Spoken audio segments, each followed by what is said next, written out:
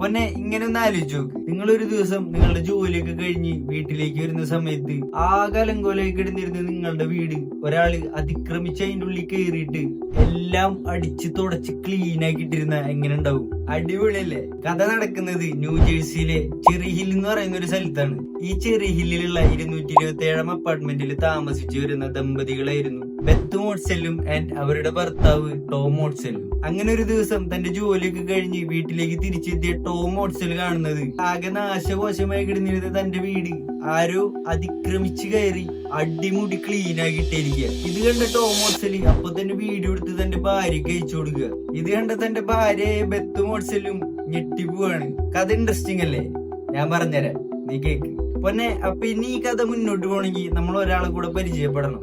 Meet Mister Louis Angelino III or the cleaning fairy. Angelino പറ്റി പറയുകയാണെങ്കിൽ ഇവനാണ് നമ്മുടെ കഥയിലെ നായകൻ. ചെറുപ്പത്തിലെ തന്നെ നമ്മുടെ എല്ലാവരുടെയും പോലെ ഒട്ടും അച്ചടക്കില്ലാതെ വളർന്ന ഒരു പയ്യനായിരുന്നു ആഞ്ചലിനോ III. അതുകൊണ്ട് തന്നെ നമ്മളൊക്കെ നമ്മൾ ഉമ്മമാരിട്ട് അടിക്കണ പോലെ അവനെ അവന്റെ അമ്മ ഒരുപാട് ശകാരിക്കുമായിരുന്നു. ക്ലീൻ റൂം ക്ലീൻ മൈൻഡ് എന്നാണ് അവന്റെ അമ്മ അവനെ എപ്പോഴും ഉപദേശിച്ചുകൊണ്ടിരുന്നത്. അങ്ങനെ ഇരിക്കുകയാണ് ഒരു ദിവസം തന്റെ അമ്മയുടെ കൂട്ടുകാരിയായ ഒരു സ്ത്രീ ഇവന്റെ മുന്നിലേക്ക് ഒരു ഓഫർ വെക്കുന്നത്. ഈ അമ്മയുടെ കൂട്ടുകാരിയുടെ വീട് വീക്കിലി ക്ലീൻ ആക്കി ഇടാണെങ്കിൽ $50 തരാന്നായിരുന്നു ഓഫർ. ഓൾറെഡി ഒരു 9 to 5 ജോബുള്ള ആളാണെങ്കിലും ഒരു എക്സ്ട്രാ മണി എന്ന നിലയ്ക്ക് ആഞ്ചലിനോ ഈ ഡീല് ഓക്കെ പറയണം. ലൈഫിൽ ഒരുപാട് സ്ട്രെസ്സിലൂടെ ഡിപ്രഷനിലൂടെ കടന്നുപോയിരുന്ന ആഞ്ചലിനോ ക്ലീൻ ആക്കുന്ന സമയത്ത് ഇതെല്ലാം മറന്ന് അതിൽ ആസ്വദിച്ച് അതിൽ മുഴുകി പോകുന്നത് പോലെ അവർക്ക് തോന്നി. തന്റെ ബ്ലൂടൂത്ത് സ്പീക്കർ കൊണ്ടെന്ന് വെച്ച് ഡാൻസും കൂത്തൊക്കെ ആയിട്ടാണ് ആഞ്ചലിനോ അവന്റെ ക്ലീനിങ് ചെയ്യാറ്.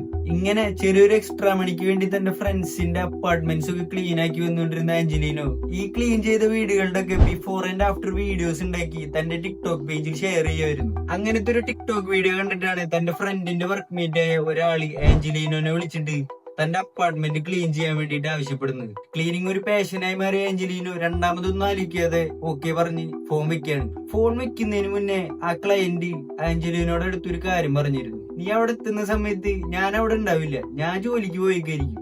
സോ ഞാൻ കീ ഫ്ലോർ മാറ്റിന്റെ അടി വെച്ചേക്കാം, നീ അതെടുത്ത് ഉള്ളി കയറി ക്ലീൻ ആക്കിക്കോന്ന് പറഞ്ഞിട്ടുണ്ടായി. ക്ലയന്റ് പറഞ്ഞതും വെച്ച് ആഞ്ചലിനോ പിറ്റേ ദിവസം സ്ഥലത്തെത്തി ഫ്ലോർ മാറ്റിന്റെ അടിയിൽ നിന്ന് കീ എടുത്ത് അപ്പാർട്ട്മെന്റ് തുറന്ന് ഉള്ളി കയറി തന്റെ പണി തുടങ്ങി. എല്ലായിടത്തും ചെയ്യുന്ന പോലെ തന്നെ തന്റെ ബ്ലൂടൂത്ത് സ്പീക്കർ ഓൺ ആക്കി വെച്ച് ആടിപ്പാടി 2.5 മണിക്കൂറിനുള്ളിൽ പണി മൊത്തം തീർത്തു. അങ്ങനെ പണി മൊത്തം കഴിഞ്ഞ ആഞ്ചലിനോ സമാധാനത്തില് അവിടെ ഉണ്ടായിരുന്ന 2 പൂച്ചകളെ കളിപ്പിച്ച് ക്ലയന്റ് വരുന്നതും കാത്ത് അപ്പാർട്ട്മെന്റിൽ തന്നെ ഇരുന്നു. ഇവിടെ നിന്നാണ് കഥ മൊത്തത്തിൽ അങ്ങനെ മാറുന്നത്. പണിയൊക്കെ കഴിഞ്ഞ് പൂച്ചയെ കളിപ്പിച്ചിരിക്കുന്ന ആഞ്ചലിനോടെ ഫോണിക്ക് ക്ലയന്റിന്റെ ഒരു കോള് വരാം. അല്ല, ഇന്നല്ലേ നീ എന്റെ അപ്പാർട്ട്മെന്റ് ക്ലീൻ ആക്കിയിടാന്ന് പറഞ്ഞിട്ടുണ്ടായിരുന്നു? ആഞ്ചലിനോ ഫുൾ കോൺഫിഡൻസോടുകൂടി പറഞ്ഞു, അതേലോ, ഞാൻ ദാ ഇവിടെ എല്ലാം ക്ലീൻ ആക്കി നിന്റെ പൂച്ചകളെ കളിപ്പിച്ച് നിന്നെ കാത്തിവിടെ ഇരിക്കുക. അപ്പോഴാണ് ക്ലയന്റ് ആഞ്ചലിനോട് ആ ഞെട്ടിപ്പിക്കുന്ന സത്യം പറഞ്ഞത്. അതിന് എനിക്ക് പൂച്ചകളില്ലല്ലോ. പെട്ടെന്ന് ഇത് കേട്ടപ്പോ ആഞ്ചലിനോ ഒന്ന് ഞെട്ടിപ്പോയെങ്കിലും പിന്നീട് ആഞ്ചലിനോക്ക് മനസ്സിലായി സംഭവം കയ്യിന്ന് പോയി. തന്റെ ക്ലയന്റിന്റെ അപ്പാർട്ട്മെന്റാന്ന് വിചാരിച്ച് താൻ കയറി ക്ലീൻ ആക്കിയത് വേറെ ഏതോ ആളുടെ അപ്പാർട്ട്മെന്റ് ആയിരുന്നു. അവസ്ഥ ആലോചിക്ക്. ഇനിയിപ്പോ ക്ലീൻ ആക്കിയിട്ട് അപ്പാർട്ട്മെന്റ് അതേപോലെ തന്നെ നാശാക്കിയിടാൻ പറ്റില്ലല്ലോ. അതുകൊണ്ട് ഒരു കുറിപ്പ് നൈസായിട്ട് എഴുതി വെച്ച് ആഞ്ചലിനോ അവിടെ നിന്ന് സ്കൂട്ടായി. അങ്ങനെ തിരികെ വീട്ടിലെത്തിയ ആഞ്ചലിനോ വളരെ ഫണ്ണിയായ രീതിയിൽ തനിക്ക് പറ്റിയ മണ്ടത്തരം ഒരു ടിക്ടോക്ക് റീലാക്കി തന്റെ പേജിൽ ഷെയർ ചെയ്യാണ്. ആ ഒരു വീഡിയോ ഭയങ്കരമായിട്ട് വൈറലാവുകയും 1 മില്യണോളം ആൾക്കാർ അത് കാണുകയും ന്യൂസ് ആവുകയും ചെയ്തു. അങ്ങനെ നമ്മുടെ നായകന് ഒരു പേര് വീണു, ദ ക്ലീനിങ് ഫെയറി. അതിനുശേഷം ഒരു ഇന്റർവ്യൂവില് ആഞ്ചലിനോ പറയുന്നുണ്ട്, ഇതൊരു ക്ലീനിങ് ജോബ് എന്നതിലുപരി എനിക്കൊരു പാഷനാണ്. ഇത് പ്രൊഫഷൻ ആക്കാൻ ഞാൻ ആഗ്രഹിക്കുന്നുണ്ട്. എനിക്ക് തോന്നുന്നു ഇതൊരു പ്രൊഫഷൻ ആക്കാൻ പറ്റിയ ഏറ്റവും നല്ല ടൈം ഈ ഒരു ടൈമാണ്. അങ്ങനെ ലൂയിസ് ആഞ്ചലിനോ III എന്ന് പറയുന്ന ഈ ചെറുപ്പക്കാരൻ തന്റെ പുതിയ സംരംഭം ഇൻട്രൊഡ്യൂസ് ചെയ്യാണ്.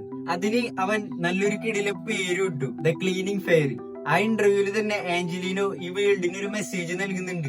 നിങ്ങൾ എന്തെങ്കിലുമൊക്കെ തരത്തിൽ സ്ട്രെസ്സറോ ഡിപ്രസ്ഡോ ആണെങ്കിൽ ഒരു ക്ലീൻ ആയിട്ടുള്ള എൻവയോൺമെന്റ് നിങ്ങളെ അതിൽ നിന്ന് പുറത്തു വരാൻ സഹായിക്കും. സോ നിങ്ങളും നിങ്ങളുടെ സറൗണ്ടിങ്സ് ക്ലീൻ ആക്കി വെക്കാൻ വേണ്ടി ശ്രദ്ധിക്കുക. ഇതാണ് നമ്മുടെ ക്ലീനിങ് ഫെയർ ആഞ്ചലിനോടെ കഥ. പിന്നെ ആഞ്ചലിനോടെ കഥ കേട്ടിട്ട് നിങ്ങൾക്ക് എന്താ തോന്നണേ?